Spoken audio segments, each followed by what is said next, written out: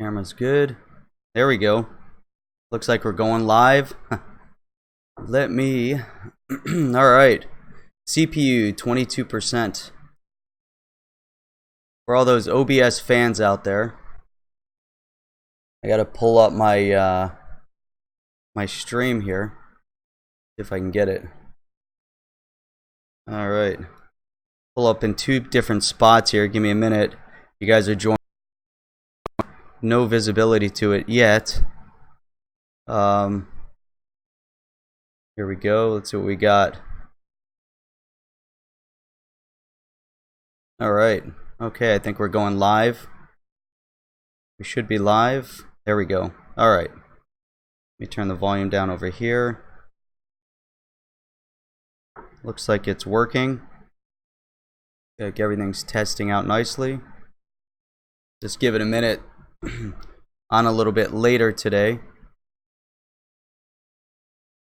Let's see here. All right, we gotta go over here.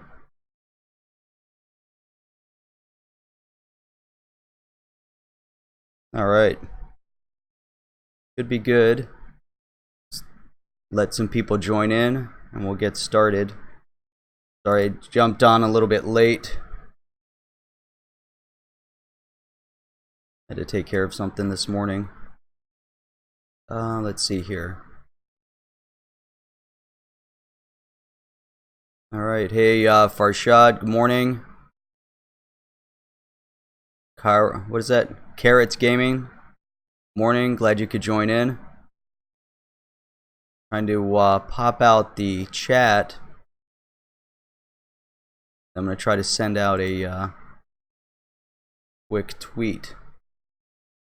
If you guys are able to, tweet out the live stream, that would be awesome. I'm trying to get that out right now.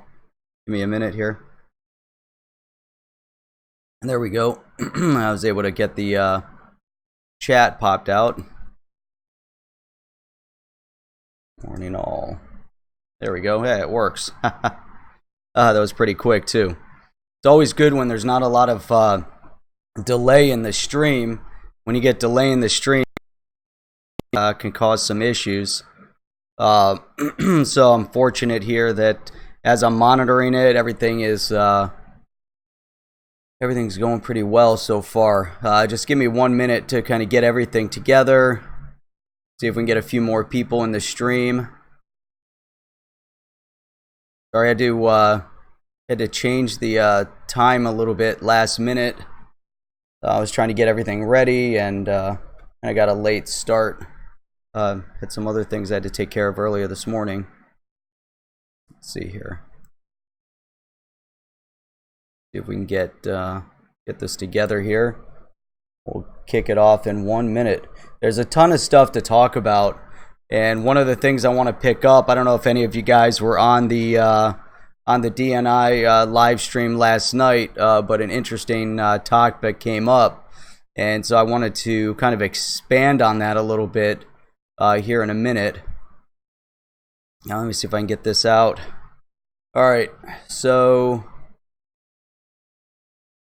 all right, in 1 second.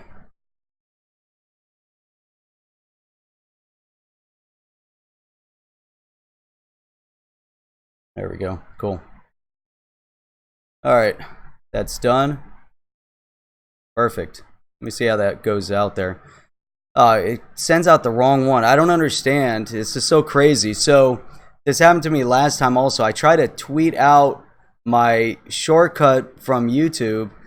I made all the changes on the thumbnail from my end, but when I send it out via Twitter, the thumbnail that it uses and the description that it uses is the description from the last live stream. That's so crazy. I don't get it. All right, forget that. Doesn't matter. Got the message out. So, hey Ed, how you doing? Edward, glad you could join on. Let's see what happened to my. There it is. There's the pop out. All right. So, see if I have any control over this now. No. Let me shrink this down a little bit. There we go. All right.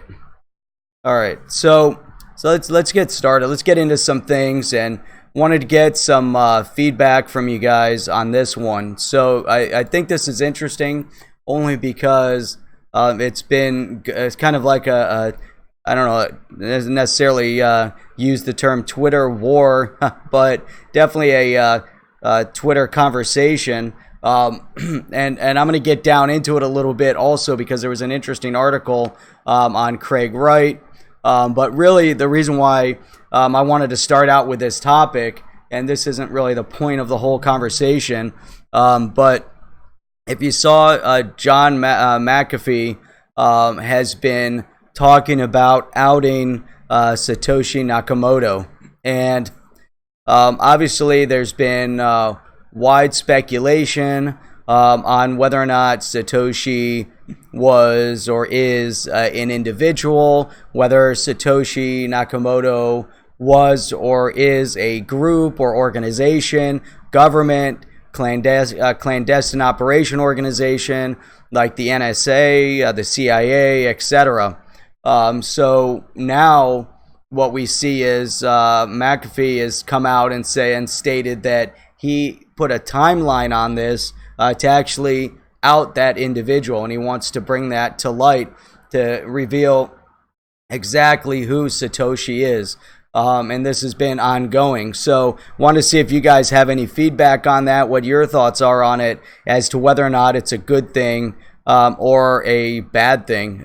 So, you know, if, let's say, we do know it was an organization, let's say we do know who that individual is, again, is that something that we need to know? And again, is that good or bad for us to know that? So if you guys want to throw in some comments on that, I would love to get some feedback and see what your thoughts are. Now, while you're kind of mulling over that question, I wanted to kind of take a step back to something that that DNI brought up last night and on his live stream.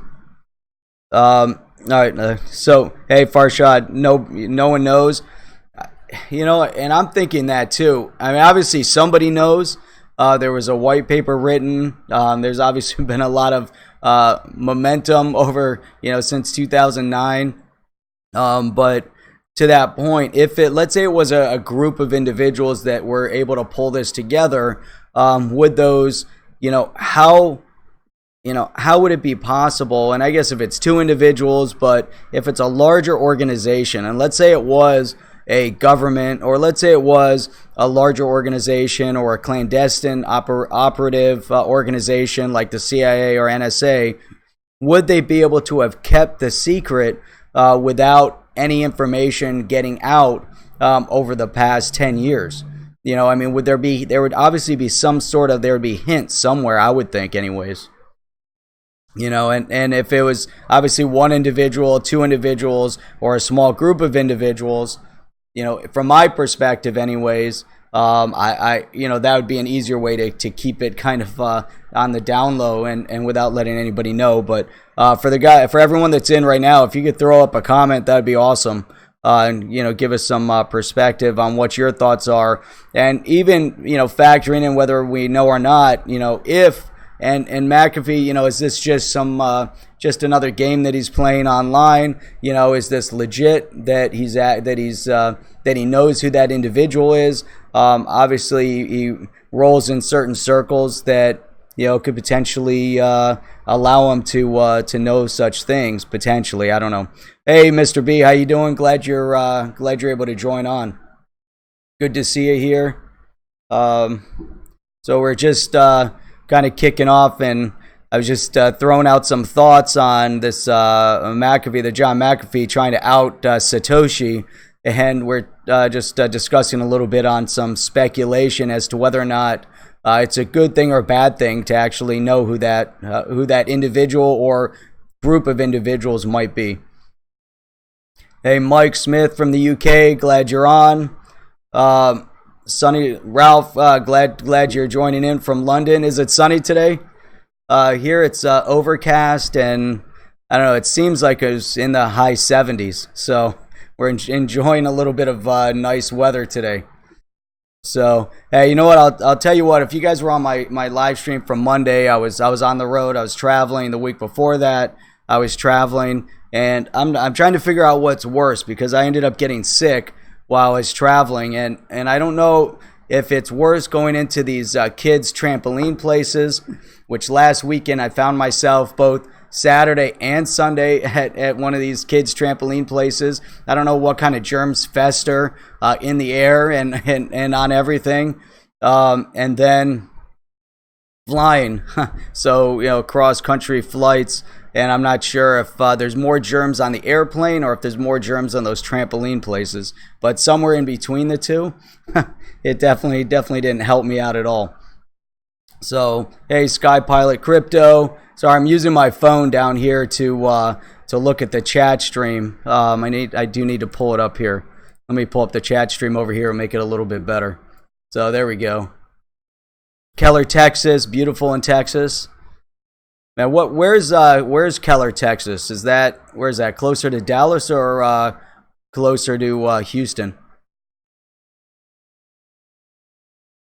Mr. B, I personally think we'll someday know, and I don't see how it's a negative for Bitcoin unless it's David and he causes Could you imagine that? And it's funny, because I've seen some people throwing out some info, some thoughts on that. But could you imagine if Satoshi ends up being David Schwartz? That'd be unbelievable. But he did. When was his patent? Was that 1988? He wrote a patent up on the concept. I mean, it's pretty. I mean, there's a lot of smart people out there. So, 30 minutes from Dallas. I like Dallas. I've been to Dallas. Had numerous meetings out in that area. I'm not sure. Being in Texas, I found that everything was so far away. And everything was just way too spaced out. But yet where I live, everything's way too condensed and too close, and there's way too much congestion and traffic. But Cyprus, man, that's awesome. Young Jizzle from Cyprus. There's a place I haven't been to yet.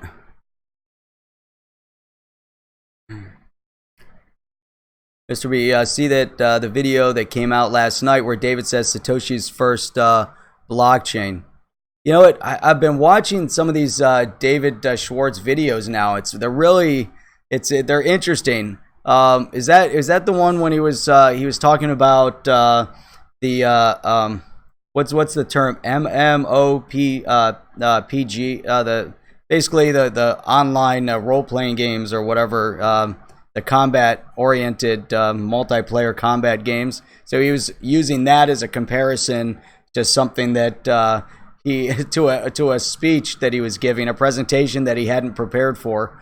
And that he was kind of holding back on because he said that Brad is always stealing people's jokes, and so he didn't want him to steal his jokes in his opening, so he didn't prepare for it. It was kind of a funny video. It would be kind of crazy, Craig. So this brings me to another point. Let me jump into this because I thought I think it's interesting, and then I want to make another point, but since we're on this specific topic, oh yeah, let me show that, Lauren, hang on. This was McAfee, right? Wait a minute. Oh no, but that was, what did he say, that if Bitcoin goes to $1 million? Oh, you retracted it? Oh, that was kind of a funny message. I just shared it. But that was exactly what he said, though, right? McAfee. Man, Sky Pilot, that's right. Yeah, David it's unbelievable. I mean, you think about, the guy that put all of these things together and the genius behind the tech. And the guy seems super, super humble. And a lot of times you get these super tech guys and they don't want to step out from behind a computer screen. Maybe they're lacking a little bit in social skills. David, on the other hand, seems, just super, maybe he's not, naturally that way, obviously until you meet him, but the fact that he's, the fact that he is, on YouTube, the fact that he's out in front of groups and everything, it's pretty cool. Just to see the way he handles himself and everything. He does seem, just super humble. And, the fact that he was speaking about role-playing game, on his last video, and that was his affinity and passion for playing with these groups, and he's, talking about, what a group dynamic was. And that to me, you can really take, from multiple experiences in life, and apply them. So here he's talking about an online game that he plays, and he was saying that you need a combination of skill sets, and he was applying that to Ripple and needing a combination of skill sets. And he was talking about you need the upfront fighter, and then you need a healer, and you need a long range weapon, and you need the close quarters weapons. And I thought that was that was really interesting. And then he's kind of using that as a comparison to the group dynamics that they have over at Ripple. So, hey, go to the gym, go enjoy, get a good workout in.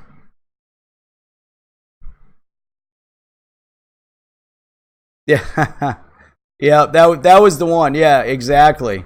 Yep, it's like the guy in the basement. Yep, that was interesting, Ralph. Yeah, that was really straightforward. Hey, man, Farshad, thank you very much for that. Totally appreciate it. I'm gonna take all of these tips that I get. I'd like to distribute them out to the community as well and put them to a good cause. So I really appreciate it, Farshad.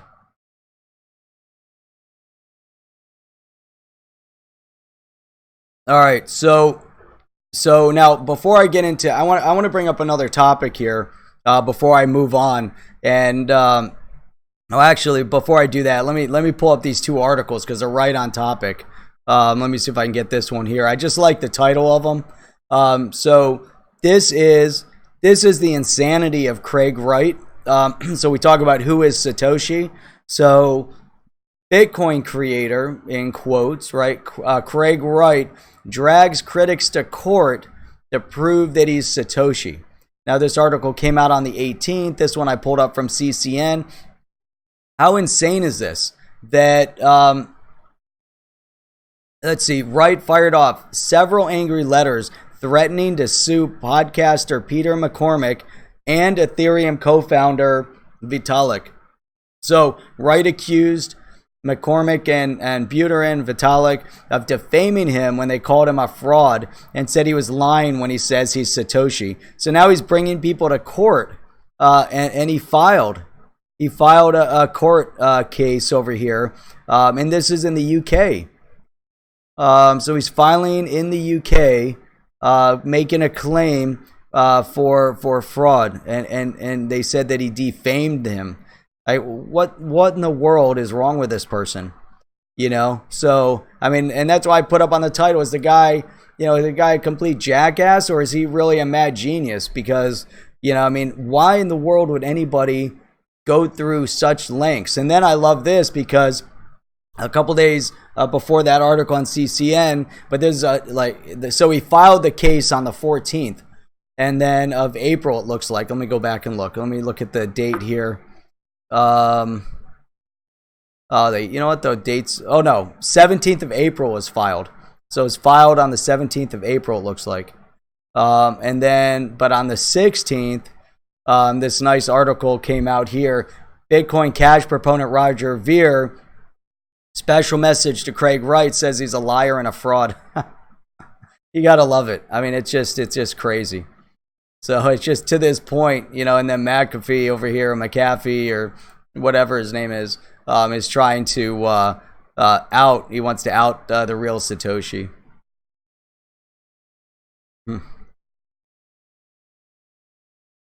Mike Smith, there's a lot of talk about Ripple in the banking community in Europe. Do you think it will be fully implemented in the next few months?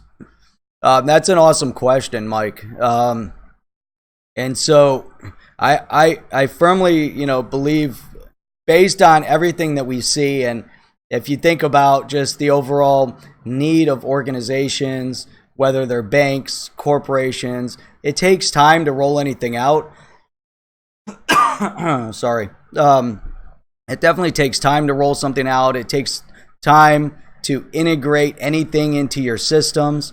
And so from the perspective of XRapid, and so is, so I guess the question is RippleNet going to be used and integrated at a higher level within banks around the world? We saw Brad already had come out and stated that there were three being added every single day or every week. You guys, whatever that statement is. So, now my eyes are tearing up. So I guess we have to look at the difference between XRP and Ripple and RippleNet. So are we talking about the implementation of RippleNet, or are we talking about the utility of XRP through XRapid? I think that would be what we'd have to really focus in on. So that being said, I think if we look at XRapid and we look at the banks that need to test XRapid and begin utilizing XRapid, and I've seen others that have stated, a lot of the banks are under NDAs to not speak out about what they're doing, and maybe they want to drop it all at once, let it come out little by little.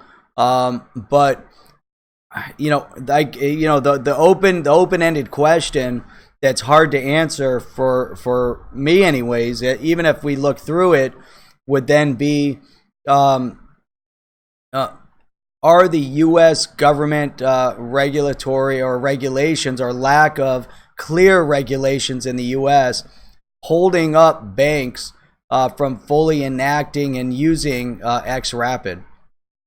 Now, if you're talking about banks over in Europe that might not have direct ties and branches to banks in the U.S., would there be anything holding it up from allowing them to use XRapid? And so obviously a lot of the larger banks are multinational, and so that means that they would have some form of a footprint in the U.S. and transactions in the U.S., which might then hold them up, So obviously, if we could fast forward 3 years from now and see how this all plays out, that'd be awesome. But I think that's a dangerous path to walk down. Someone brought that up yesterday, and then they said, "Oh, I was already there, but you died already." But no, obviously, if you could fast forward and see how things play out on this, but we could also look backwards, try to forecast overall utility in the space, and then we can also look at how the governments are really pulling, and either trying to delay, because the government dynamic around the world is really interesting to look at. So we see the U.S. kind of dragging their feet.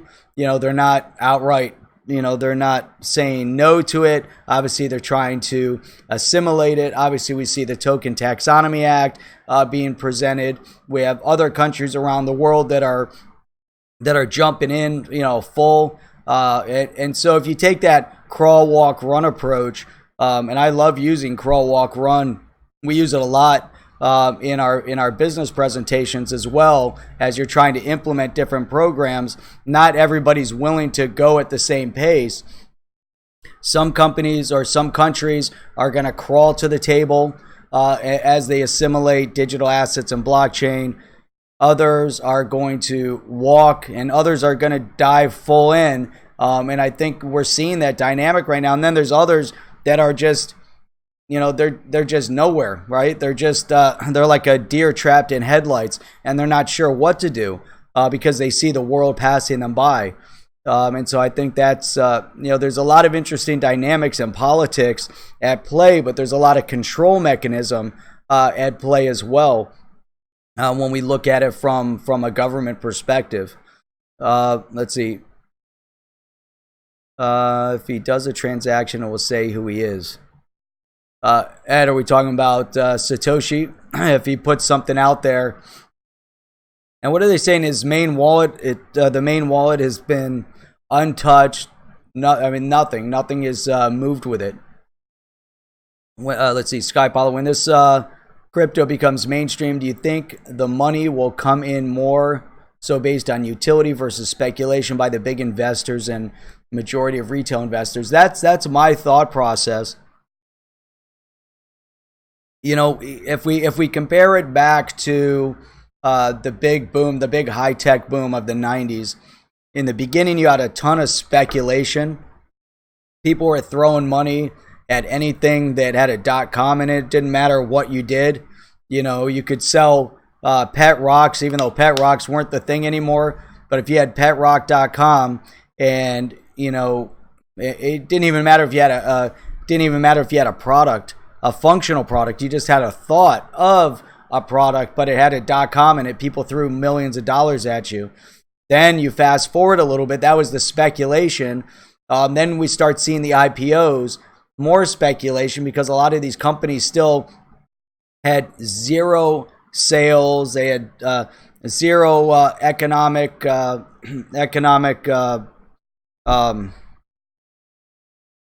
I can't even think of what I'm.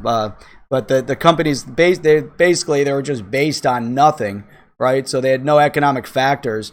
But yet people were still buying their IPOs and expecting them to be the next big thing. And so we're seeing that same trend. People, as an overall, it also comes back to psychology. So if we think about the psychological impact in business, and we have to use psychology a lot in business, because your business isn't just business to business. Every single business is made up of individuals. So all relationships come down to personal relationships. Personal relationships then have psychology involved in them, especially when you're coming in there with an agenda or an incentive from a relationship, and so you think about from an individual investor's perspective, as you see that it's more of like a herd mentality. I'm kind of going off on a tangent here, but it's kind of investing becomes like a herd mentality. So, instead of, understanding the dynamics of a company, what people would, will typically do is just look at the news and then invest where the herd is investing. And so that is the speculation. And we've seen a lot of that in the digital asset space already. I think once we start seeing the full utility, and there's been a lot of statement there, and I pulled up an article with a statement from Coinbase that said that we're shifting now into utility. So that's really interesting. As we shift over into utility, that means that the digital asset space and the blockchain space is going to start growing up. As it grows up, that means that we're going to see full utility. If we see full utility, that means there's now going to be the economic foundation of these different companies to then support the price movements. I hope that all kind of makes sense. Kind of a long-winded way to kind of explain it, but let's see. Okay. The ILP bridge asset uses XRP. It does. Yes. Ralph, I honestly believe that once one major bank flips a switch, all hell will break loose. I think if one bank flips a switch, I believe that the majority of the banks are going to have to flip the switch because that bridging asset will be officially legitimized, as Ralph is saying.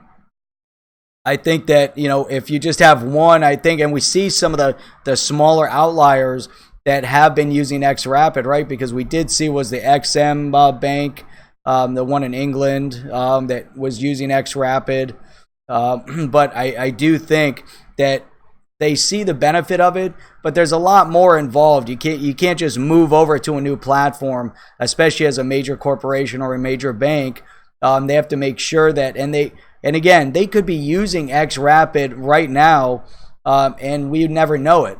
And I think that's the whole purpose and point of XRapid, is that it's just unrecognized by the mainstream user. And so whether you're a business or an individual and you're sending money cross border, does it really matter, to us, or does it impact us knowing that the bank is using XRapid? Obviously it does, because of the speed at which it transfers. But the fact is that we don't, whether we know or not, it doesn't change the fact that they might be using it. So I think that's what's really interesting, is that they could already be testing it. And I would really expect that these banks would already be testing it, because it would only make sense. How would you then roll out an XRapid platform? You can't just turn the switch on all of a sudden just because you think it might work. You probably have to have 6 months, a year, maybe even a year and a half of utility of using XRapid in a smaller sandbox before you put it into full full utility. I mean, that's definitely possible. Don't know. All right, so let's see here. Ralph, again, the media fudsters will also stop peddling the usual negative. I don't know.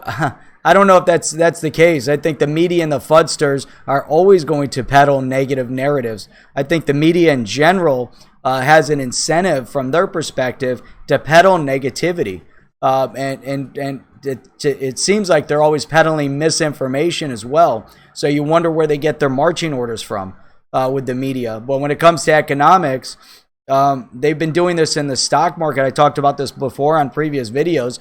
If you watch what's his name, Jim Cramer, that, I'm not saying that's FUD, but he might be practicing a little bit of FUD or FOMO, because by the time the information gets to his show, it's probably already a little bit too late to be investing in whatever he's promoting.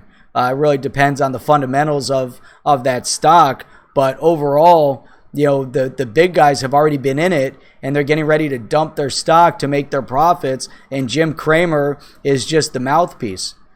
So he's promoting certain things. I'm not saying that's 100% the case. I'm using him as an example, but it's a glaring example. So, but I think, again, the they're always going to find a way to have their negative narrative one way or the other. But let's see here. Some banks are using it already in Europe. It hasn't affected the price. Yeah, I don't think the utility is enough to impact the price. What we have seen, though, is that XRP is relatively stable within percentage. So it's, although the whole market trended downwards, now we're starting to see the market trend up. And I did bring that up. I actually have an article on that with some highlighted points to show the trend up in the market. And actually, Mr. B had posted something earlier about the percentages as well. So let's see here, and I'll open that in a minute, though. I think that's interesting. Edward, DNI don't want people to protest before the KO punch. that's definitely a possibility. You need to really, I think overall they got to hold a lot of things really close before they get into stuff. Ralph, I applied for a mortgage and my broker needed evidence of my crypto holdings, stating the lender did not want anything to do with Bitcoin. Hang on. I explained that XRP was an asset promoted by a company that works with the Bank of England, IMF. Interesting. That's really interesting. And Ralph, you're in the UK, right? That's what you said? I think that's interesting. I can tell you that with my my CPA, when we were filing taxes, he said he doesn't like to work with digital assets, although he does. He only has a couple clients that are investing in digital assets, and he found that the most difficult part And it doesn't have to do with your story specifically, but kind of, this is interesting. I think the dynamic over in the UK, you have some banks over there, right, that were pulling back if you were using Bitcoin or something. I remember that was maybe a year ago. But I think that's really interesting. I don't know why one would, but here you're saying they needed evidence of your crypto holdings. That's just crazy. And you shouldn't have to give them any evidence. But to the point of my CPA, when we were filing, he was saying that if the difficult part was, and the only holdings that you have to really report, obviously, are international holdings. So if you hold more than $10,000, that's here in the US, if you hold more than $10,000 in value of digital assets on a non-US based exchange, then you have to report it as foreign holdings. There's a specific report. He also said that he didn't like working with digital assets if you use digital assets for buying things. He said that it's extremely difficult from his perspective to then piece everything together, and so, from a tax perspective. And I think some of the dynamics there too, we're starting to see the trend where you can actually provide a financial or accounting type report that's coming from the exchanges, whether it's Coinbase or Uphold or any of the others, that'll really help us simplify that process. Let's see, Phoenix Starborn. Hey, welcome to the show, Phoenix. Glad you're on. Let me see here. Ralph Raymond, it's improbable that a single major bank will go first. It's likely several at the same time. Yeah, that's what we were talking about. Ralph, perhaps XRP is more respected by lenders due to its corporate image management. I wonder how many lenders are, smaller lenders really know about it. XRP, Ripple, do individuals within the bank at the lower end of the banking structure, those that you're engaging in from a retail level, do those guys really know Ripple, or is Ripple being managed at a much higher level within the banking, hierarchy? Edward, let's see, SBI Japan is going to be huge. SBI Japan is doing a lot of things. Let's see. Okay. London, yep. Okay. So the mortgage broker needed to know that I had enough of a down payment to make up the LTV, loan to value. I have a lot tied up in XRP. Okay, I got you. I understand. From an investment. Yep. Okay. Mike Smith, when do you think that the American government will pass legislation? Well, they passed 2 bills through Congress. Now they're sitting in Senate. That, not to say that it's a security risk. However, I don't know that they really see it as a security risk. They passed a couple bills through Congress, specifically focused in on allowing for a group to be formed to monitor the utility of digital assets or cryptocurrency for nefarious purposes, meaning the outflow of digital assets towards terrorism or other black market type affairs. So, and it's interesting in speaking with Warren Davidson's legislative team, I found that they have been working to educate those on Capitol Hill. Everything that we're all doing at our level, when we're sending out tweet messages or emails to our Congress representative, our congressional representatives. But one of the things that I had been told is that there's still some old concerns that are held by some of the representatives, especially some of the older representatives, that their sphere of influence in tech is relatively limited, but it goes out to their teams. But yet they said there are still some that considered cryptocurrency to be used for black market, but they're educating them and changing that thought process. Now, could there potentially be legislation that would show it's not a security risk?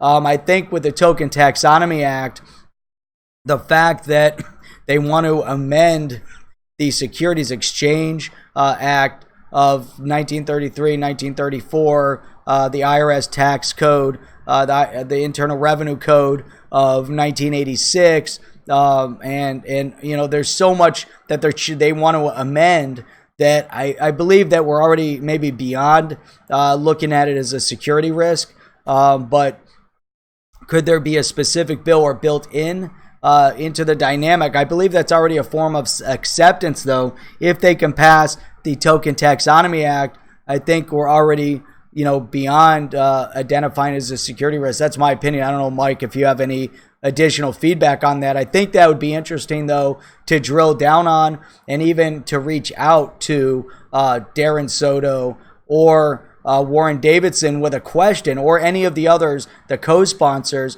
and ask specifically, what is your thought on specific legislation being added to highlight the fact that cryptocurrency is not a security risk? I think that's interesting. That's a note. I'm going to write a note down on that. Security risk legislation. Let me write that down here. Hang on a second. Legislation, not a security risk. I think that's interesting. That could do with a little bit more clarification. Sky Pilot. Let's see. I wonder what will happen with precious metal market when crypto mass adoption occurs as a percentage of gains. Investors recognize percentage of gains and move into crypto, dropping the value. Now, is it necessarily precious metals that are going to drop, or are we going to see other stocks within the stock market, or is there just money out there that needs to be redirected somewhere as an overall? Yes, it's a different asset class. It's a new asset class. Are we going to see a balancing, or are we going to see mass adoption, and we're going to see mass numbers of people jump out of precious metals, or are we going to start really, because overall when you invest, you want to make sure you're diversifying your portfolio as you can, based on what you can afford, obviously, in your holdings. So if you can have high risk stocks, if you can have low risk investments, if you're putting money into precious metal, that's great. If you can collect gold and silver physical, maybe that's a possibility. If you're investing in funds, then invest in gold and silver. If you're putting money into digital assets, at this point, if you're diversified in multiple different things, but at the same, so maybe we'll see that trend. Are people going to pull all their money out of precious metals to put them only in digital asset? Are people going to pull all their money out of the stock market? I think we also have to look at that as a whole. Does the fact that precious metals and stocks both exist, does one dilute from the other, or does it give people more opportunity? That's a hard thing to even predict. It's another great question to really look at. But you have to do what's good for you also because of potential gain. So Sky Pilot, you're saying you sold half of your silver to invest more in XRP. That's awesome.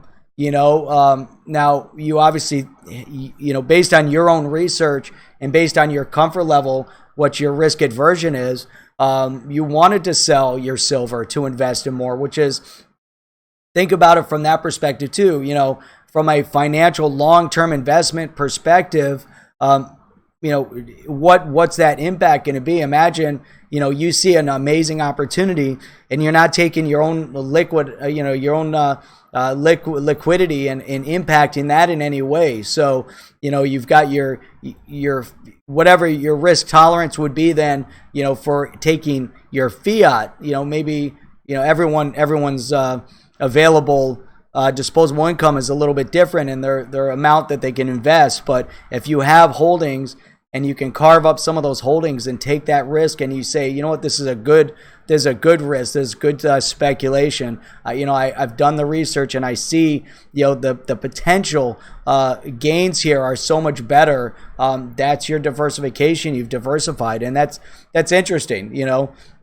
And that's good to see, because that, everyone's got to really identify and do the research to figure out the direction they want to go in. That's really important. Ralph, got to say, Wall Street regulators are almost becoming a laughing stock. They clearly know that Coinbase took in over 500 million in revenue. And then I saw an article that said in 2018 they were off by 60% of what they anticipated, Coinbase, in revenue in a bear market. And that Binance, could you imagine? I mean, imagine this. And this is what's crazy. I'm glad you brought that up. This is a great conversation, and this is why doing a live stream is so awesome, because I have a ton of stuff over here prepared, all these bullets and notes, and we started a conversation that is absolutely awesome, because now we're engaging as a group here, talking and coming up with amazing ideas. But think about how old Binance is. And they've brought in over $1 billion. $1 billion.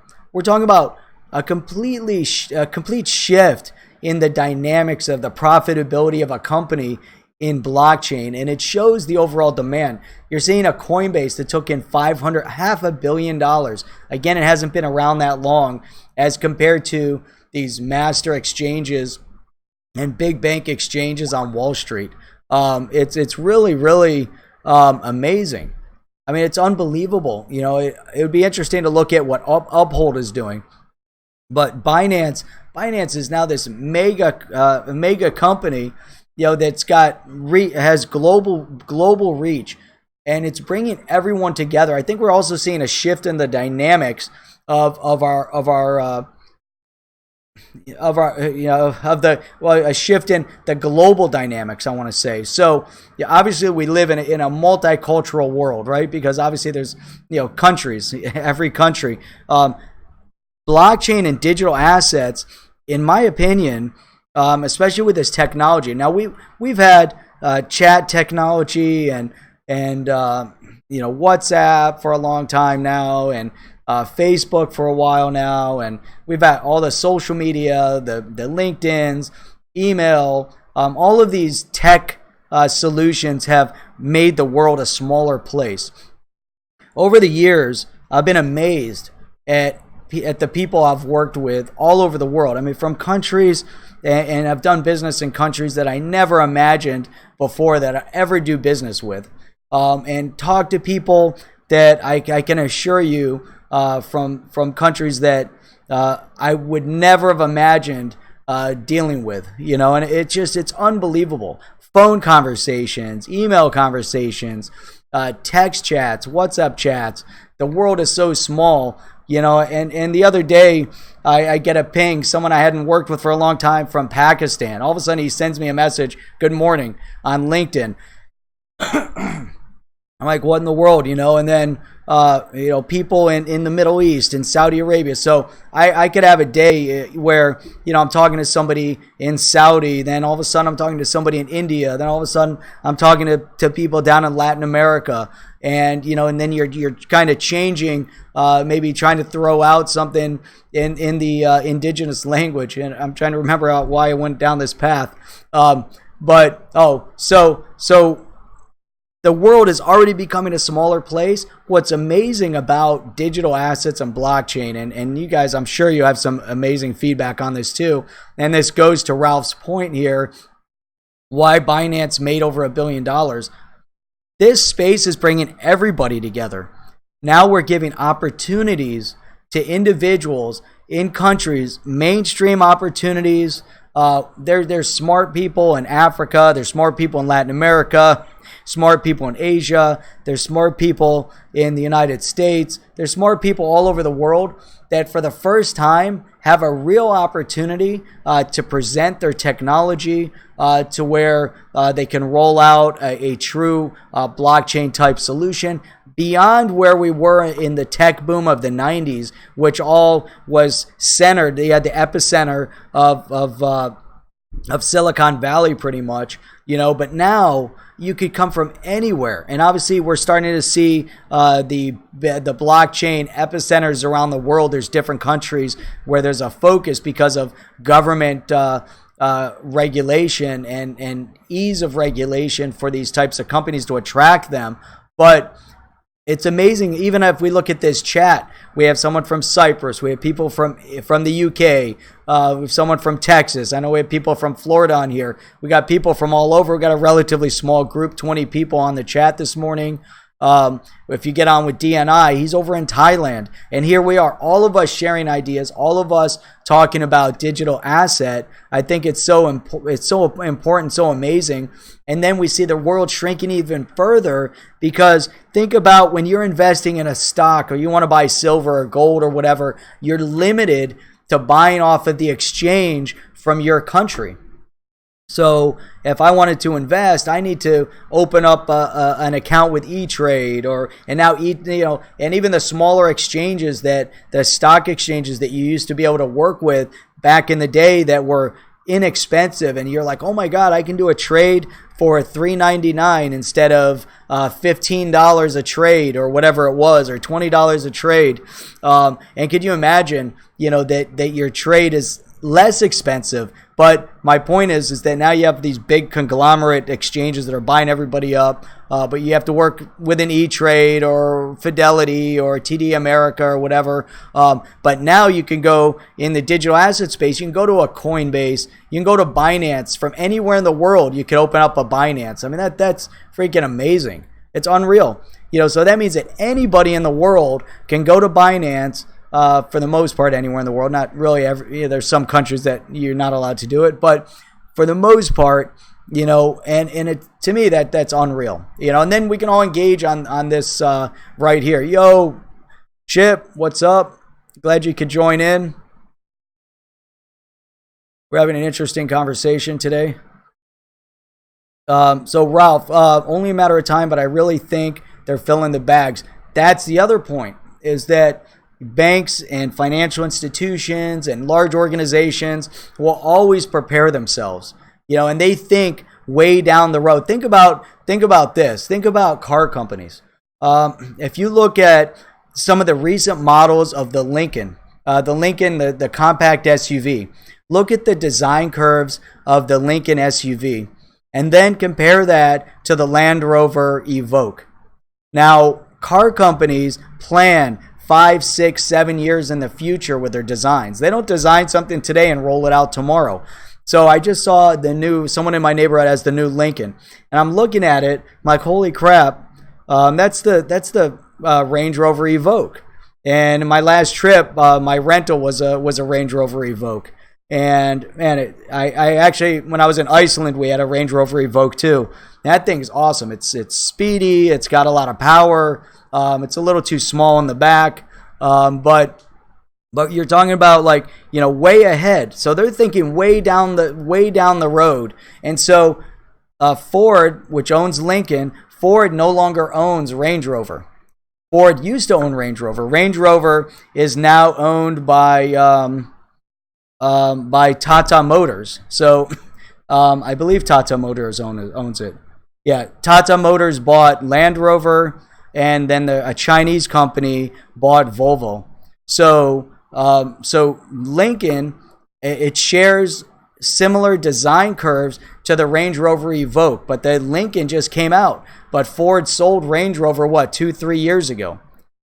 So my point there is that these major corporations are thinking way down the road. So why wouldn't the banks the same thing? They're going to plan. They're going to do what's good for them. They could already be using X-Rapid, these major corporations. Maybe it's not the right time for them. Maybe it's not good for them. I don't know. I know that we have these major corporations that are using RippleNet. If they're using RippleNet solution, they're using Xcurrent, why in the world wouldn't they be using X-Rapid if it's already been rolled out and start sandboxing it? I mean, it only makes sense. And then they don't want to be the only ones on the block doing it either. So you have the little guys are going to come out because they need to show their relevancy in the financial realm. But I think these big guys, they do everything. They're going to hold it close, and they don't want to shift or rock the boat either. And so I think those are interesting points, Ralph. They're going to fill their bags, and then they're going to give the green light. They need to prepare themselves ahead of time. Some countries have given XRP X-Rapid the seal of approval. but something tells me Japan will take it to the next level. Japan is always way ahead. Japan is like 10 years ahead of us in technology.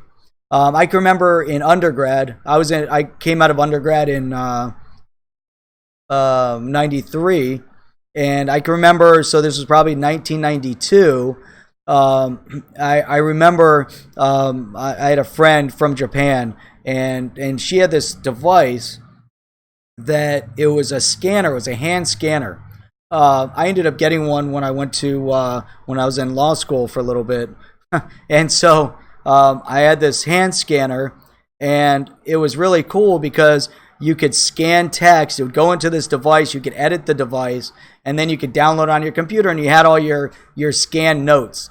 And so this is kind of like I don't know, before lab. I'm trying to remember even when I was in.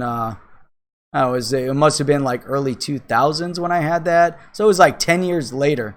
I can't even remember what the device was called. But anyhow, so she had it back in like 1992 from Japan. And what it did was it would capture, you could scan text, but it scanned words and it translated it into Japanese. And this was 1992. This hand thing would translate it and write it in Japanese, English words. I thought that was freaking amazing. And that's Japan is 10 years ahead. So if they're ahead with tech, why wouldn't they be ahead financially with this as well? Obviously, Japan has had its own battle economically over the years. They've struggled immensely with their economy. And so you think back in the late 80s, early 90s, I can remember in one of my classes, International Economics, we were talking about, there was a book, I probably still have the book, it was called The Coming War with Japan, and it was an economic political battle we were going to have with Japan, because at that time they were taking over steel, they were buying real estate. Then the whole market shifted and Japan's economy kind of dropped off the face of the earth a little bit, so to speak. And they lost their foothold in the U.S. market. They were the predominant buyers of real estate in New York and elsewhere. But obviously Japan never really fell off because they're still a major economy and economic player. So I'm a little bit behind on the messages here. So, Mike, there could be another recession in the next 2 years. Most people will change from normal stock. I think that, we haven't had a pullback on our economy for 10 years, 11 years now. So it was 2008, 2009. We came out of it kind of 2010. We started coming out of the economic pullback. We had an economic collapse due to the banks, due to government allowing and really forcing banks into issuing loans that really couldn't be repaid. So between government and things like Dodd-Frank and all of that, and the banks and the mortgage companies, and then the repackaging of mortgages into investments that were sent all over the world, the whole economy collapsed when the donut hole, when everything fell out, and so we had a big pullback on the economy. Now we've had a period of time without a pullback, and so the ebb and flow of an economy, you need to have a pullback. We can't continuously be moving forward. You always have to have a pullback. It's just history, historically speaking. So what's going to happen in the next pullback? Yes, I agree with Mike. I think that digital asset investments are really building that base right now to where it will be a trusted place to begin for the mainstream to put money. And you think about XRP has been relatively stable over the past year when you look at percentage ups and downs. So I think that's important to look at, especially. And here's an interesting article before I go on. Let me pull this one up. Let me see what I did with it. Hang on. Oh, you know what I forgot to do? Hang on a second. Let me do this. Not gonna. I need to share that since I had to put that thing together. So why not share it? It's just fun to have up there. All right, so let me get rid of this. Where is it? How come you can't get rid of this video? I hate some of these websites. So this was interesting. If I can get rid of this ad, I'm going to... now there's another ad. How do I get rid of this? Hang on a second. All right, this was on CCN. I want to pull this up. Hang on a second. This is what I wanted. Here we go. Let me just share this real quick because it's really poignant right now to what we're talking about. So what the hell is this? All right, whatever. These two right here are going to cause they're going to be out in 2020. These two have caused so much trouble in Congress. What their thought process, it's insane. But these two were made and they were put in place. They weren't elected on their own merit. Anyhow, let's not get into the politics. My point here, okay, this is interesting. CCN, year to date, and this is exactly what we're talking about right now, right? So year to date, in January, Bitcoin prices increased by 44% against the US dollar from 3,700 to 5,320, becoming one of the best performing assets in the global market alongside oil. Look at this. 219 returns. Bitcoin, 39% gain. Oil, 38% gain. NASDAQ has been performing well at a 22% gain. S&P 500, 17% gain. Long-term investors, you put money into an S&P 500, in the long run, you're going to, historically speaking, you win overall. But then we look at small caps, MLP, REITs, and we go all the way down, commodities, high yield, and we get into bonds, gold. Look at gold, negative 1% for the year. We were just talking about putting money into precious metals. Gold return for 2019, if you would have bought beginning of January or end of December or whatever, your return would be negative 1% right now. Now, Bitcoin, and this is definitely going to garner some attention, financially speaking, in the media. Wait till they start hyping it up again. If the media gravitates towards this and wants to hype it up, 39% gain, outperforming oil. And oil, that's crazy anyways to even look at the gains off of oil, because this is obviously we're the ones suffering at the pump as well. But this is, I don't know if this is crude pulled out of the ground or if this is already processed. Maybe somebody knows what that represents. So the initial 20% rally from Bitcoin in early April from 4 to 5 drastically changed the sentiment around crypto market, and investors generally expect Bitcoin and the rest of the market to slow down following a strong upside. In the past few days, Bitcoin has continued to increase in value, surpassing 5,300 to a record 32% increase in price within 1 month. So this is interesting to look at. We're starting to see that gain. Now, when it comes back to the point that let me see here. Oh, there we go. Just transition. So when it comes back to the point of whether it's Bitcoin, whether it's XRP, whether it's whatever, I think the point is that we're starting to see that momentum shifting again. Now, to me, again, in my opinion only, I believe that the market is relatively tied together. I believe that altcoins and Bitcoin are still relatively tied within a speculative investment kind of thought process. So if Bitcoin goes up, the rest of the market goes up. XRP has gone up, trended. It's been relatively stable though, but it's still, it's holding its own, even if it's coming in at 30 to 33 to 34 cents.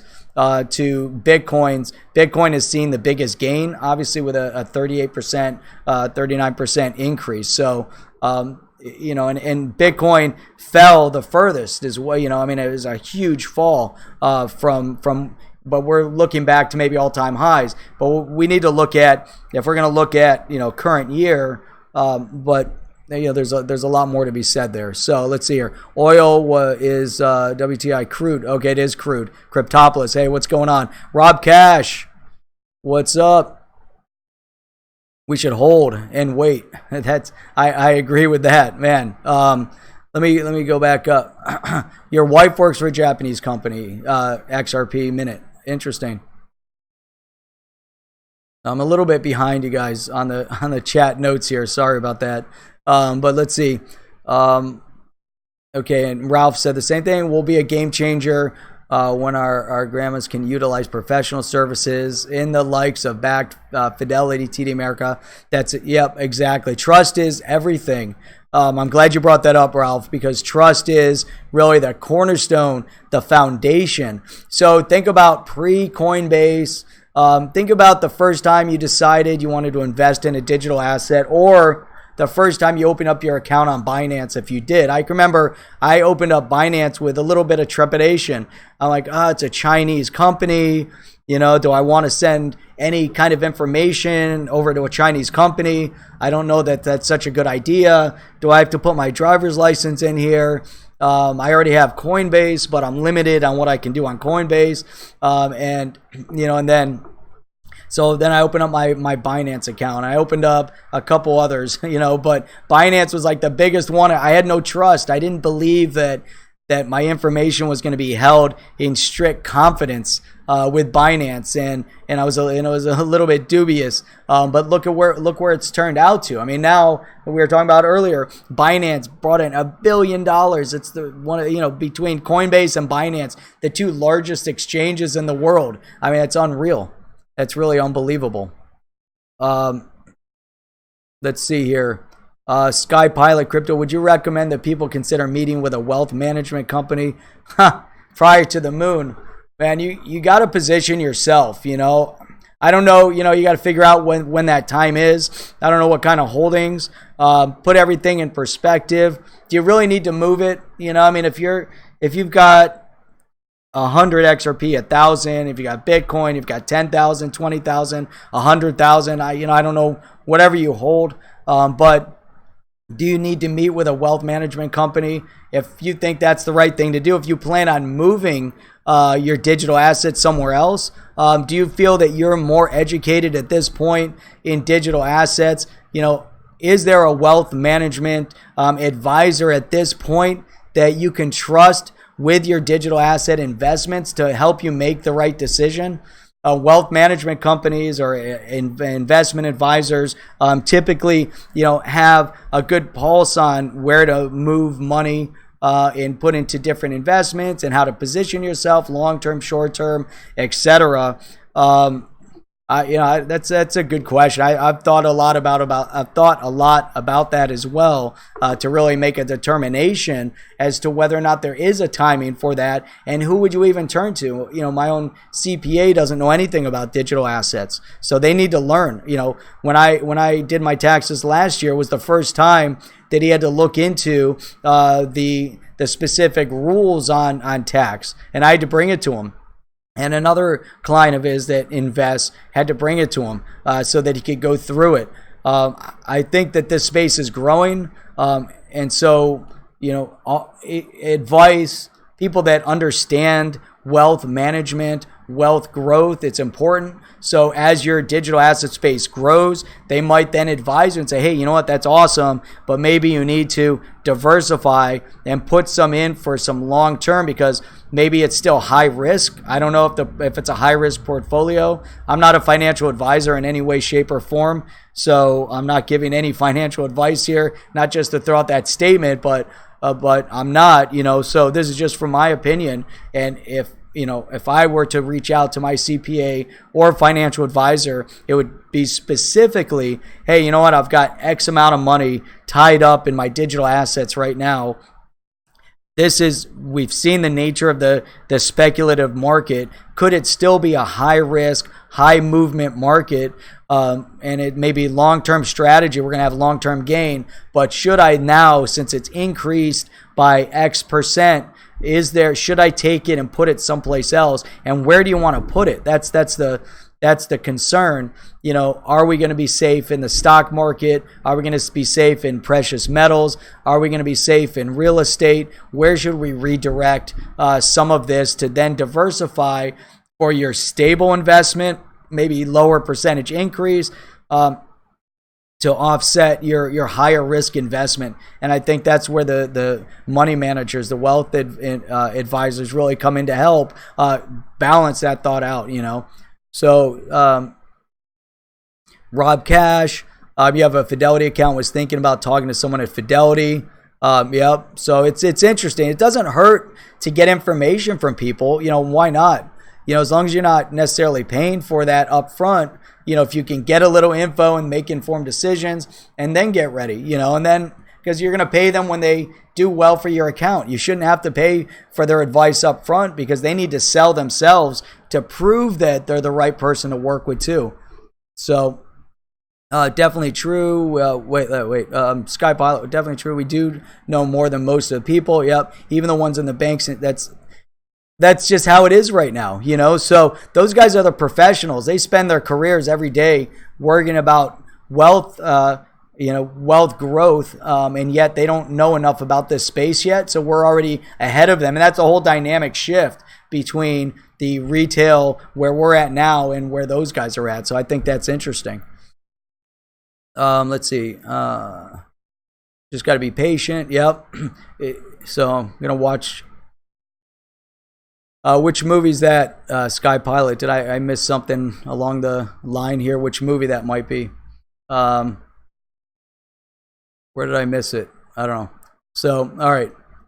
We'll probably be better off managing our assets ourselves until, stick it under your... I'm going to put my XRP under my mattress. That's where I'm putting it. Dude, Steven, be careful. You're driving and texting at the lights. Nice.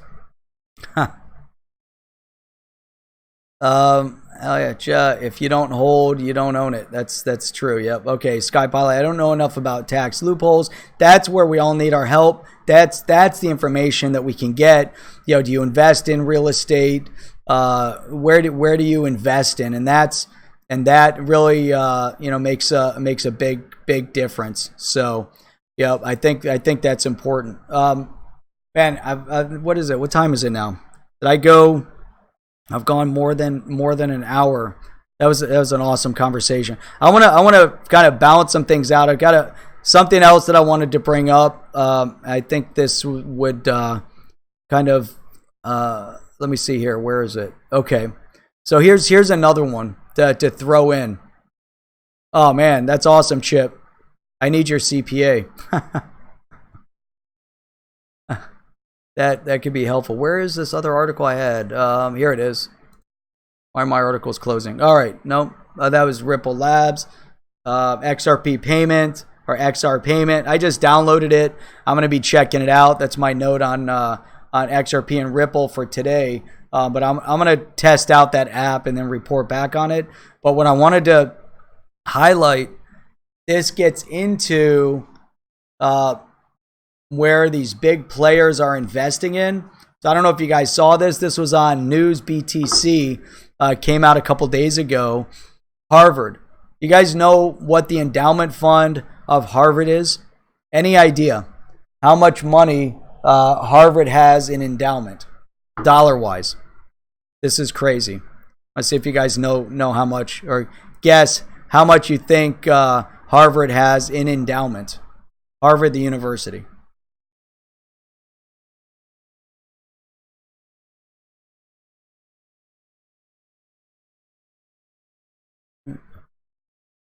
I agree with that, Rob.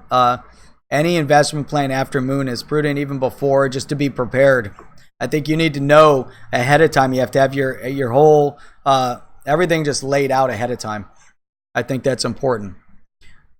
More than 5 billion. Keep going.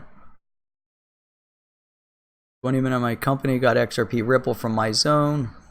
It is the main topic of conversation at work. And at lunchtime, it could change all their lives. Yep, I agree with that. Mike G, more than $1 billion. Considerably more. Now, this is Harvard. I was shocked at the size of this endowment.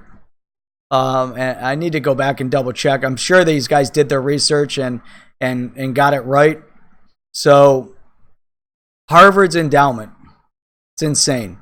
25 billion is a lot closer. Mike, a lot closer. Okay. Neptune, 50 billion. All right, we're right in between 25 and 50. This is insane. This is Harvard University, $37.1 billion endowment fund. 37.1 billion. That's crazy. So, I'm shocked. I look at this article, shocked. So now Harvard has invested, Harvard has invested $12.65 million in Blockstack. Now, Blockstack is interesting because, let's see here, the New York-based blockchain toolmaker lately applied with the SEC to raise $50 million. The application submitted to the U.S. securities regulator detailed the name of Blockstack's advisory members. Among those names was Charlie Severia, one of the recently appointed managing directors for the Harvard Management Company.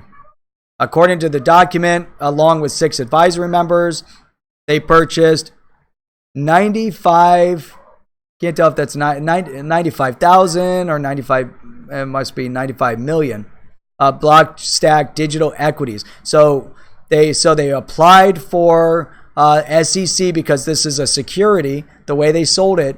Now, at the time, they sold for, let me see here. Oh, what just happened here? Let me see here. What just happened? Hang on. Oh, that was weird. Hang on. Okay.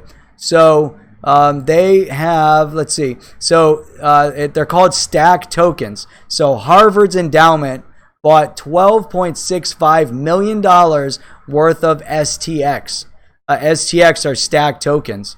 These STX, now here's, let's see, could have, okay, so they invested, I mean, this is crazy. So in Blockstack, so here's Harvard, and I guess my point here is when we look at mainstream, so here's Harvard investing $12 million in a digital asset blockchain company acquiring STX. The value of STX, 0.0132, so it's not a huge number, but that to me is interesting. So Harvard taking that kind of money. Now they have an endowment of 37 billion, but they're investing a considerable amount in the digitalized, and this is what we know about. So who knows if they've invested in others. So, Chip, you talked about Blockstack. Oh, that's awesome. That's interesting. I need to look more into it. I didn't really dig down enough into Blockstack, but I'm definitely going to start digging into it. I'm glad that you knew about it already. That's interesting. Chip, who reposted your video? Who was it that posted it up there? Was it Blockstack or was it Harvard's endowment?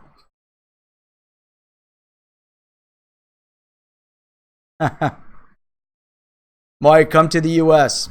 The U.S. is a good place. When everything moons, we're going to have a huge party, get everybody together. Blockstack, interesting. That's awesome, man. That's awesome. I need to go back and look at that video that you had on Blockstack. I'm going to go check that out. That is awesome. So when we talk about mainstream, how cool is that? You know, it doesn't get any more mainstream or you know, this is a large institution. The Harvard Endowment, again, they invested $37 billion in their endowment, and they took 12 million of that and invested it into Blockstack. I think that just shows a lot, you know, as an overall percentage. But you know, that's really amazing. That's really amazing. So. All right, let me go out on this note, and I'm not sure how many of you guys were, Chip, you would love to work for Blockstack. Interesting. I gotta look into it and see what they do a little bit further. I just kind of read the periphery. I'm going to really get into it and dig down a little deeper and find out. I think that's interesting. So I have to go out on this note. This was brought up on DNI's show last night. I think it's important to discuss as a topic. He was using, and I threw out some comments and we chatted a little bit on Twitter afterwards, but he was using Venezuela as an example, a relationship between IMF and the U.S. As it pertains to digital asset, XRP. He's talking about the ESDR, which is an extension of the SDR. And so he used Venezuela as an example. And from my perspective, I believe that politics and economics all factor in together from a micro perspective as well as a macro perspective. Mike, well, let's wrap. We'll talk about that in a minute. But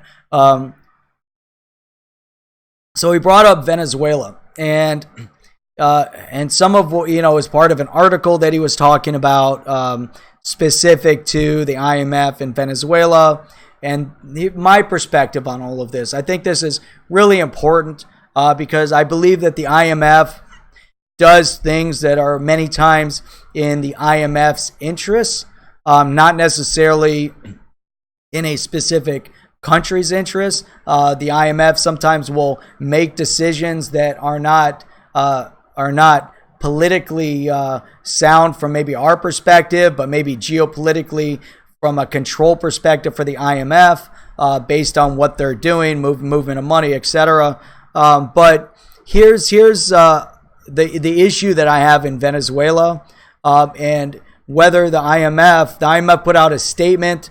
This article statement was that the IMF is going to help Venezuela. They're waiting right now to see what the political outcome is going to be, whether it's Maduro or Guaido, whatever is the pronunciation is, not sure. But the point on that, though, is whether or not it's okay then for the IMF to support a fascist regime and to bail out a fascist regime economically. And in my opinion, and some of the things that were brought up in conversation from the article, and this is where the U.S., the UK, and many other countries around the world, yes, they've done some things that might not necessarily be good, but they've done a lot of things that are absolutely freaking amazing to help support the freedoms that people have throughout the world. If it wasn't for the UK, if it wasn't for the US, World War II would have turned out significantly different. Now, if we look at some of the dynamics of imperialism and colonialism throughout the world, that's a whole nother conversation. But right now, what we're facing is in Venezuela specifically is a government regime that has been teetering on socialism and teetering on fascism for a long time. Now the question there then, and this came from the conversation last night, and I have to really focus on this because I firmly believe that the people in Venezuela need help, and the people in Venezuela are suffering. I know it firsthand. I know people in Venezuela. I know people that have fled Venezuela. I know people that have been traveling to Venezuela. I know people that have sent food, medicine, money, and many other things to Venezuela. And I get a very first-hand perspective on the happenings in Venezuela. I've seen videos of violence in Venezuela that are really incomprehensible anywhere else in the world. And And it all stems from the core principle that during Chavez, and this goes back, so 20 years ago, we saw a shift in Venezuela. The shift in Venezuela moved from Venezuela being the largest economy in South America, in Central America. So Venezuela was a self-sufficient, productive country, producing and exporting. 20 years into the future, now Venezuela is on the brink of collapse. Venezuela has a failed economy. Venezuela has no food on their shelves in their grocery stores. Venezuela, that was once a beef exporter, is now relying on beef imports and handouts. Venezuela doesn't have medicine in the pharmacies. Venezuela as a country is suffering. And so we have to connect the dots. And to me, nothing operates in a vacuum. And that's why I need to bring this out. Venezuela is a country that needs the support of a United States. And the United States, under a previous administration, had the opportunity to override and at least bring to the UN body, to the world, at the world stage, to say that the election was a fraud, that the election was corrupt, that we're not going to tolerate this, and we're going to push for freedom. And that's where the U.S. stands. So the U.S., the U.K., and again, whatever countries you guys might be from, that's amazing. You know, everybody has pride in their country. The one thing that we have to highlight, and again, there's a lot of, negatives that we could attribute to from an economic perspective. There's a lot of negatives that we can attribute to the changes in economic policy, in political policy, in military policy when it comes to the U.S. Throughout the world. Obviously, there's a lot of other things that tie our political wranglings and our military wranglings and our economic wranglings.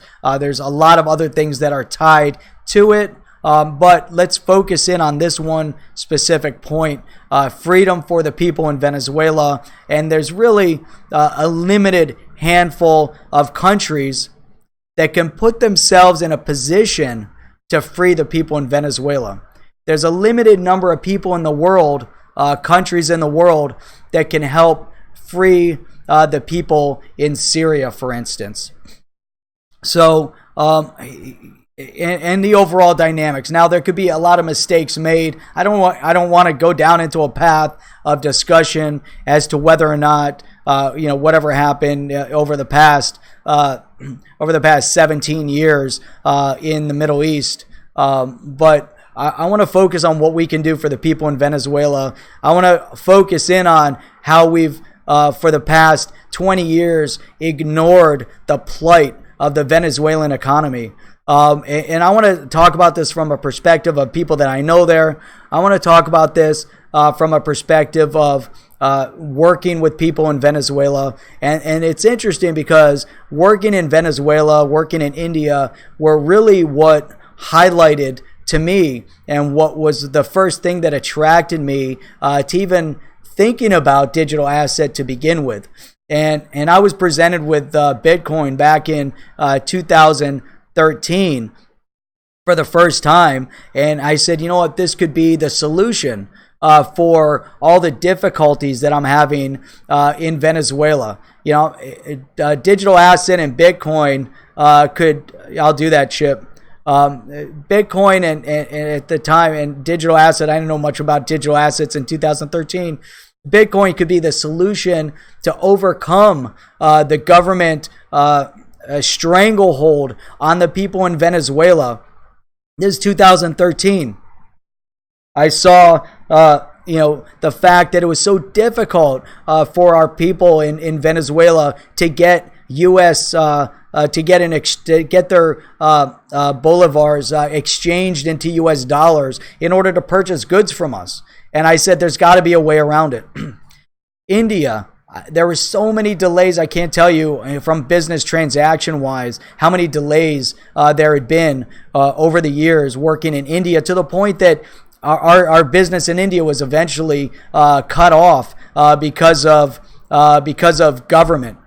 Because of what happened with the government in India. And the government in India, that's another conversation we can go down, but how they changed certain policies that have been detrimental to the people in India, both financially and from a health perspective. But in India, even now, I brought that. I was going to talk about it. We'll talk about it on the next stream because I'm going a little bit too long now. But Venezuela. So Bitcoin, to me, was the solution to overcome the stranglehold of the government on the exchange of currency. Now, 2013, doing business in Venezuela, and before, a good friend of mine managed a school, and he would send people to Venezuela from the U.S. To learn about the culture. And he had told me there was a huge black market. This goes even before 2013. He said there was a huge black market on dollars. And he told me how much money he made exchanging dollars for people over in Venezuela. And it was shocking. And this goes back to maybe 2010. It was shocking. It was unbelievable. And he said there's two different exchange rates. There's the government exchange rate that's available to a select group of people. Then there's the consumer retail exchange rate that's available to everybody else, which was just a huge shift. There's big gap in the exchange rate. And this is how the government had a select few group of people that would make money as well. So you had to apply and get permits and make a case as to why you needed the better exchange rate from a business perspective. So from his perspective, coming from the U.S., taking fiat currency, he would make huge amounts of money. 2 to 1, 3 to 1, 4 to 1 on his dollars. So it was crazy, the amounts of money that he would make. And so I couldn't believe it. And that was kind of my first exposure to what was happening over in Venezuela back in, it was like 2009, 2010. And then I started working with some people down in Venezuela after that. And I started seeing the difficulties. And they wanted to buy our goods. And normally, if I wanted to ship something, you buy it, you make a decision, wire transfer me the money, and we're good when I get your money. It take 5-7 days to get the wire transfer cleared. Venezuela.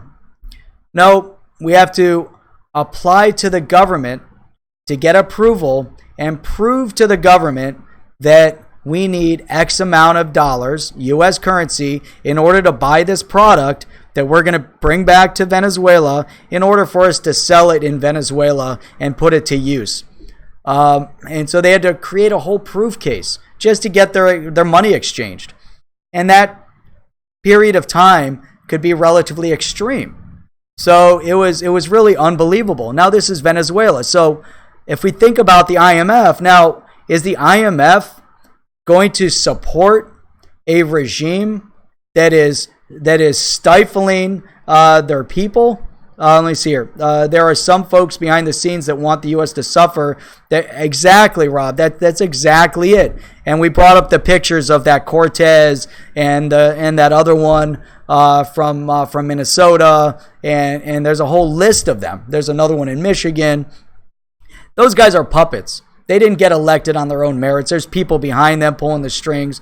But anyhow, so here's Venezuela, and I'm talking about 8-9 years ago, 6 years ago, and it was difficult to make these transactions. And then I fast forward a little bit, and we had one of our guys down there set up. Everything was awesome, and it became more difficult and more difficult and more difficult, to the point where one day he told me, he said, "You know what?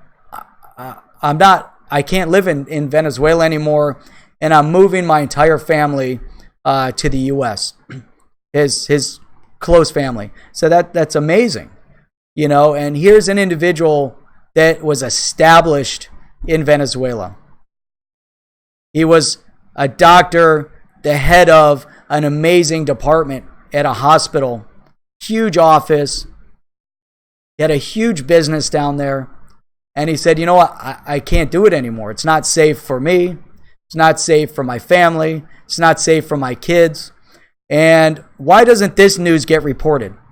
He had 2 bodyguards for his wife, 2 bodyguards for his kids.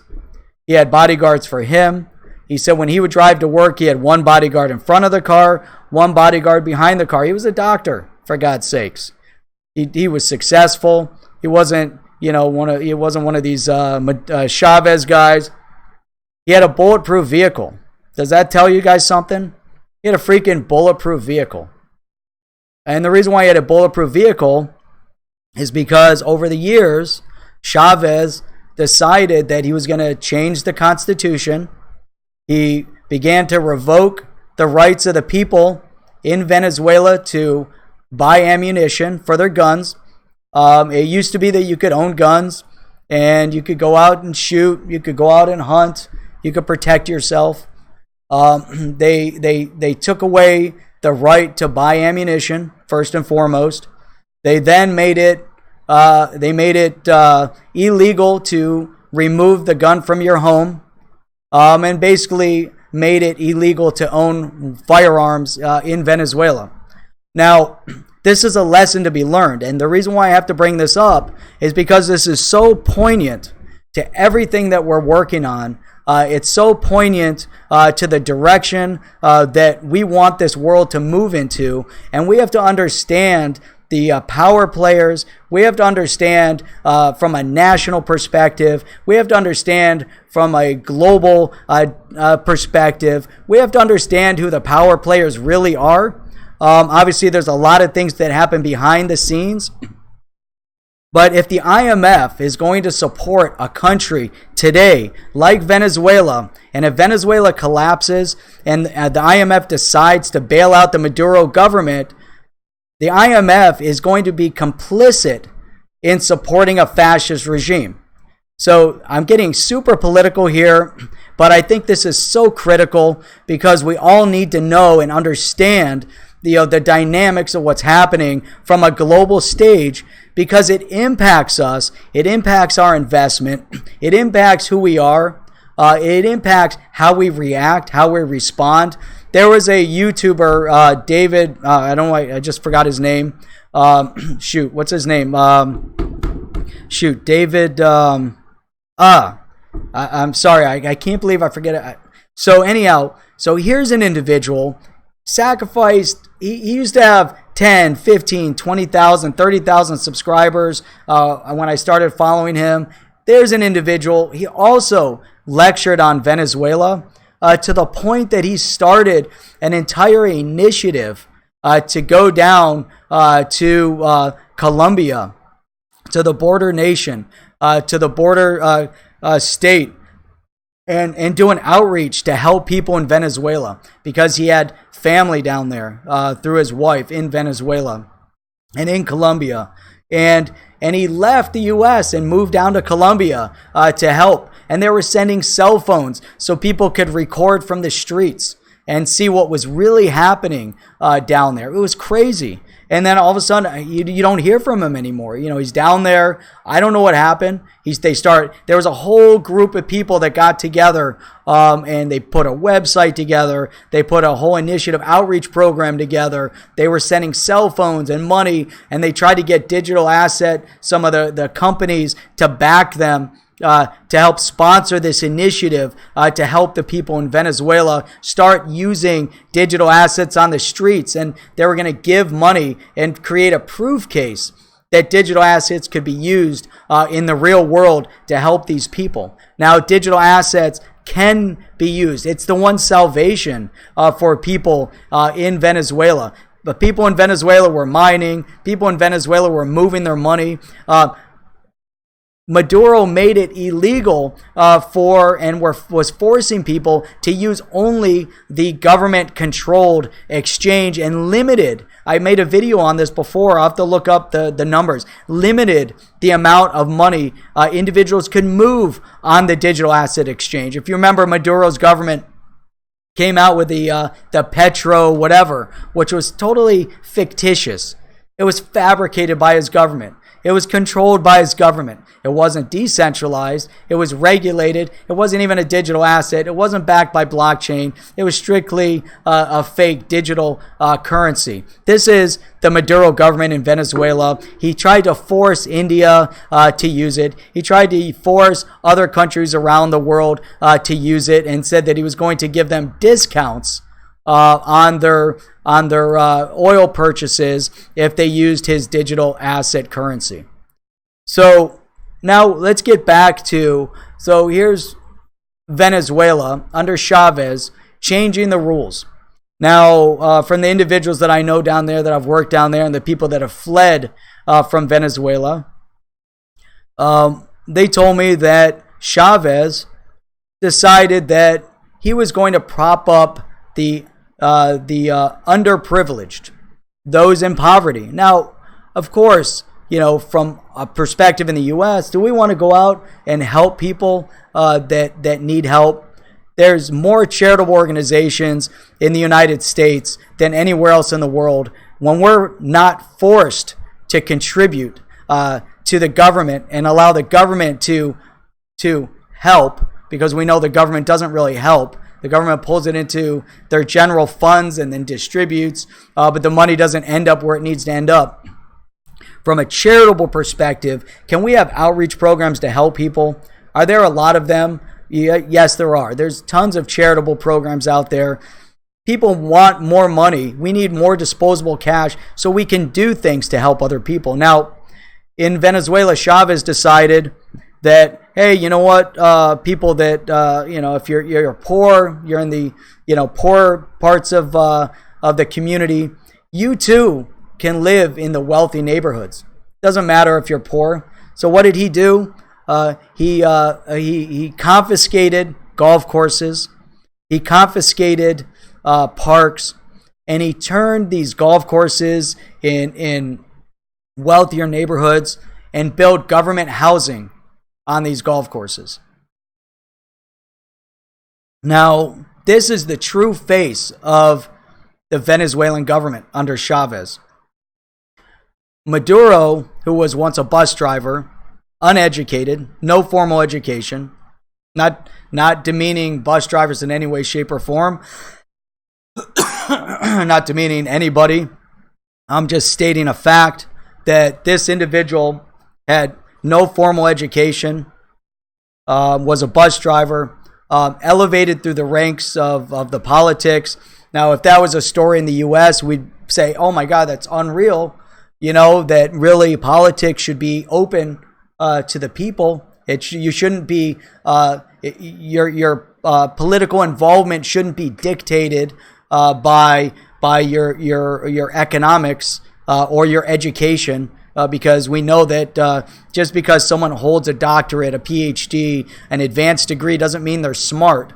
It just means they've studied and they've got book smarts and they were able to pass a test and write a paper. It doesn't mean they're smart, doesn't mean they have street smarts, and definitely doesn't mean they have common sense. So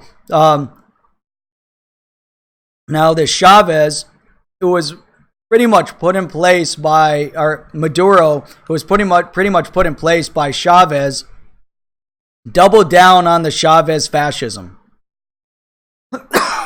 All hell broke loose in Venezuela. The economy in Venezuela, the currency exchange in Venezuela plummeted and plummeted and plummeted. And if you see the valuation of the Bolivar to the US dollar, it's you can't even put it in numbers because it's worthless. Doctors basically in Bolivar making what could amount to a couple $100s a month. Ridiculous. Professionals making nothing. It's really amazing. So now an individual that I know was over there, had to go visit family. There's some other things, had to bring somebody back. Anyhow, while he was there, that's when the blackout started coming in. They started rationing off power. So they thought it was the Marines from the U.S. coming in to help. Unfortunately, it wasn't. It was the Maduro government regulating power to the people. So let me just put out a note here, and this is crazy because the videos are out there. I've seen ridiculous videos that have been filmed that were shown to me by cameras that were on the streets. After the revocation of gun ownership, criminals obviously and criminal activity escalated, skyrocketed, hence the need for bodyguards, hence the need for bulletproof vehicles. The criminal element within Venezuela didn't believe that they shouldn't own guns. They thought that they really needed more of them. And it was relatively common, and I've seen multiple videos where they would unabashedly go up to a police officer. And I saw one of these videos. These guys jumped out of a vehicle. They didn't just tell the guy, hey, give me your gun, otherwise we're going to kill you. They came up, shot him in the head, and took his gun. That's all they wanted. They wanted his weapon. Now, what in the world, what kind of country is Venezuela when a police officer is shot strictly for his weapon? Nothing else, for his weapon. What kind of country is it when the people live in fear, not just of their government, but in fear of the criminal elements within society because they know the government can't do enough to help them protect them, and they've already taken away the means of self-sufficiency. They've destroyed the economy. They've taken away the means of production. They've taken away the means of protecting oneself. Now, this is Venezuela. This is where Venezuela is. Now, in that discussion, the IMF stating that they are going to sit back and wait to see who's going to come to power, and then they want to move in and try to bail out the country. It's my opinion that from a Western perspective, the people on the streets need the support. Do we need to send in the U.S. military? Do we need to gather up the nations and say, hey, we need to go in there and invade? Or do we for once support the people on the ground and say, you know what? If you're going to take back this country, we're going to support you. You know, you got to do what's necessary. It's your country. You got to fight for it. And that's kind of what's happening on the streets. We see there's protests, but they're unarmed protests. You know, so how are they going to, rise up against a corrupted fascist government? Goyado, I'm not sure how you pronounce his name. He is going around and claiming to be and holding election or holding speeches, his campaign style speeches. There was one that just came out the other day. He said that he's the right person for the job. I don't know if he is or isn't. I have no idea. I don't know his background. We'd have to do, enough due diligence on that. But that's not our issue, really, at this point. That's a decision the people in Venezuela need to make for themselves at this point. But we need to support them. We already did an injustice to the people in Venezuela when the Obama administration did not step in to intercede on behalf of the people of Venezuela and call a fraudulent election when he had the opportunity, when Chavez obviously manipulated the outcome of the election, and they didn't do anything to stop it. The UN didn't do anything to stop it. The IMF didn't do anything to stop it. And this goes on worldwide. We see fraudulent elections, supposed democracies that are manipulated by the power players that be. Obviously, our election system here isn't perfect, but we don't live in a pure democracy either. And those pure democracies that are really controlled by, can be really controlled by the masses, controlled by the majority, or manipulated by the government that be. But so at this point, we have 20 years of a country in Venezuela that is descended into it's just really just atrocious in terms of where Venezuela is today. Venezuela needs our help. What we do know in Venezuela is that grocery stores do not have food on their shelves. We do know that medicine is in short supply, if non-existent. Basic medical supplies are in shortage, and in many cases non-existent. We do know that babies are dying in Venezuela. These aren't made-up stories. The media doesn't report this, because if the media actually reported what was really happening, people would be outraged. If people are really reporting these mass migrations of people coming up to our border, demanding illegal entrant into our country, people would be outraged. But here's a country in Venezuela that needs our help, and for the IMF to sit on the sidelines and state that they're going to support the people, that's awesome. The fact that they're okay with a corrupted government and they're going to still hand out money to a corrupted government under Maduro, that to me is mind-boggling, because we know from experience, whether it's North Korea, whether it was in any of these countries around the world that have never allowed the help and assistance coming from the world bodies. They've never allowed money and support to reach their people in the quantities that they had been given. Africa, controlled by the zealots on the ground, whoever control those regions, they would never allow money to get to their people. Now, if we go back in history, and we're talking about modern history, you don't have to go back too many years to see the collapse of nation states. Zimbabwe, South Africa are good examples. South Africa, another one that had faced immense struggle. Zimbabwe, another self-producer, self-sufficient group with farms, growing produce, exporting, and then taken over by those that really only thought of themselves and their cronies, and turned Zimbabwe into a major recipient of UN handouts, destroyed their farming industry, and turned their farms basically into dirt. And so we see this repeat of history over and over and over again. You can talk about the larger power plays that are going on between big nation states. You can talk about Russia under Putin attempting to reestablish themselves on the global stage after the collapse of the Soviet Union. You can discuss what's happening with China, and they have their own internal struggles, but you can see their global initiatives. You can talk about where the U.S. is, where the U.K. is, where the EU is. You really have to look at everything from multiple perspectives. Don't take the media at face value, because the media is wrong. The media has an agenda.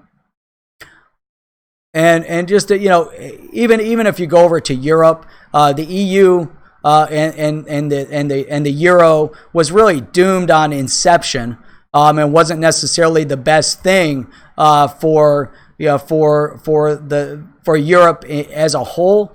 I can remember before there were a lot of discussions, and if you talk to people on the ground in Germany, the German economy, as well as some of the other larger economies, and primarily the German economy, supported the EU. If it wasn't for Germany, the EU would be relatively non-existent, as it had to prop up the economies of some of the smaller, less productive countries. And you look at the bad economic policies in Greece, the problems in Italy, and really it goes on and on and on. But so you can't, you have to look at everything. There's a lot of dynamics at play. And so when we look at what the IMF doesn't necessarily make the right decisions. Now, this all goes back, because the final point on this, and I'm going to wrap it up here. I think I've been on a little bit too long, coming up at 2 hours, and I anticipated an hour. But if you wrap this all up, what is the IMF going to do when it comes to digital asset? what are they going to do when it comes to balancing out the needs for all of these countries. A country like Venezuela that has an economy in complete disarray and complete total basically collapse. Do you rebuild their economy based on a failed fiat currency that's based on nothing? That could be based on their oil exports. It could be based on precious metals, precious stones, etc. Or can you rebuild their economy based off of a digital asset? And that, to me, is what's interesting, and I believe that was what DNI was also trying to raise in conversation yesterday. But I think when we look at that, you have to look at the whole picture. We can't just single out one part of it. You have to look at everything. And so from that perspective, can digital asset help a country like Venezuela come out of the ashes, come out of the ruins? That would be an interesting use case. And that would be, to me, would be a very interesting dynamic to bring somebody out. And it could be a temporary, which could become permanent. Could Venezuela and the people benefit from having direct access to XRP? Could Ripple do Venezuela a service by saying, look, we're going to take $1 billion out of escrow. We're shifting all that $1 billion in escrow down to or into a bank that could then distribute and start rebalancing out the economy of a country like Venezuela to get things flowing. To me, that could be interesting. To me, that could be the shift. I don't know if that'll ever happen. It seems like it would be a legitimate cause. It seems like it would be the right direction. And if you think about it from a digital asset perspective, XRP would be in a very unique position, as would Stellar. The Stellar organization with XLM, both combined, could be in a very unique position to help bail out a country like Venezuela. That's my rant that I've gone on for way too long.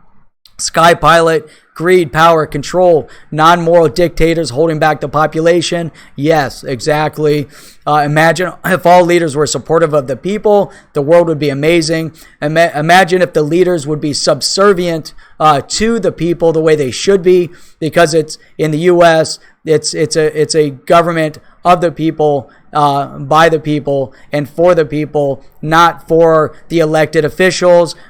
The elected officials think that they're there to enrich themselves. That's not the case. We have to hold everybody accountable, whether it's in this country or in other countries. And controlling your economic situation is the starting point. So journalists risking their lives to get video footage of what's really going on in Venezuela. Exactly, Mike G, Mike Smith.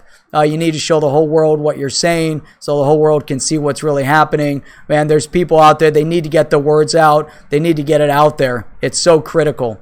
I'm going to have an individual speaking in front of a group, someone that was recently in Venezuela, speaking on this exact topic soon. So it'll be interesting. I'm going to try to film it if I can. Not sure if I'll be able to, but they need a collaborative military force to help them. It could end quickly and they could rebuild. I agree. If you put your mind to it, and the countries get together, they could end the regime in Venezuela, and put a change and put somebody on the ground that could. But that's also there's some interesting dynamics and problems that could be a result. The people in Venezuela need the support. The people in Venezuela need to recapture their country. They need the help externally.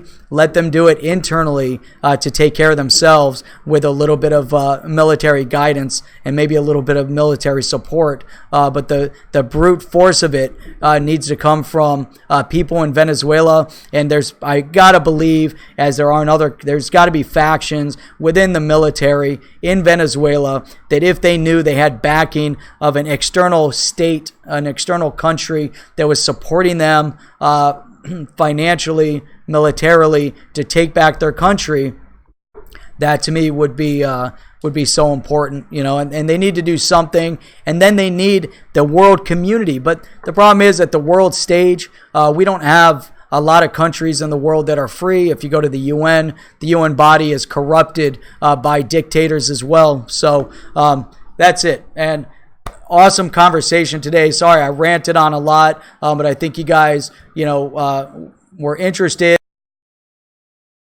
If you guys have anything that you would like to discuss on the next live stream, I will be on Monday evening. There's a bunch of stuff that I wanted to talk about today, but you guys have been awesome. A lot of great feedback, a lot of great comment so far. So, yeah, hey, this is Jeff with the HODL Report. Hey, Jeff Rome, good to see you on. Glad you made it. So that's it, guys. I'm going to sign off. So, again, Jeff with the HODL Report. And as always, man, keep on hodling your crypto because it's coming. The day is coming. Check you guys out later. Thanks.